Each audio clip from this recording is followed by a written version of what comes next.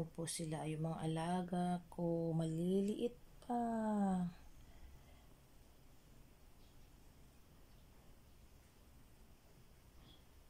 Sarap ng tulog.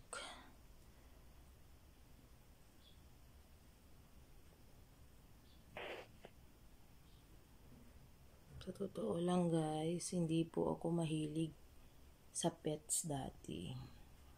Pero simula nang nag-alaga yung anak ko, nahilig na rin ako kahit papaano. Naaawa ako sa kanila pag hindi sila kumakain. Ang kukulit pa man din pag gutom. Lahat na lang kinakain. Hinangat-ngat, nasisira sleeper ni mami, lalo ka na baby. May nananaginip si Shakira. Shakira?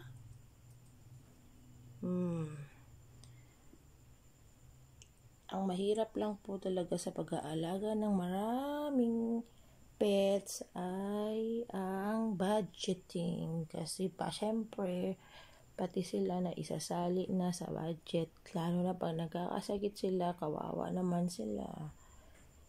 Dalawang beses na po akong namatayan ng alaga. Syempre, hindi rin sila lahat napapagamot. Sana dumating ang araw na magkaroon din tayo ng sapat na budget para sa kanila. Maraming salamat guys.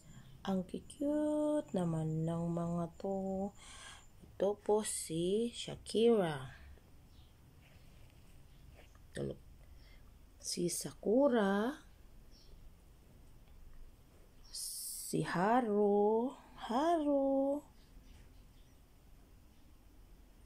Si naman to, si Kuya.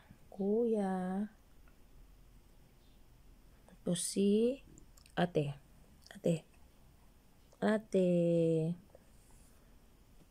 Ito ang kanilang nanay.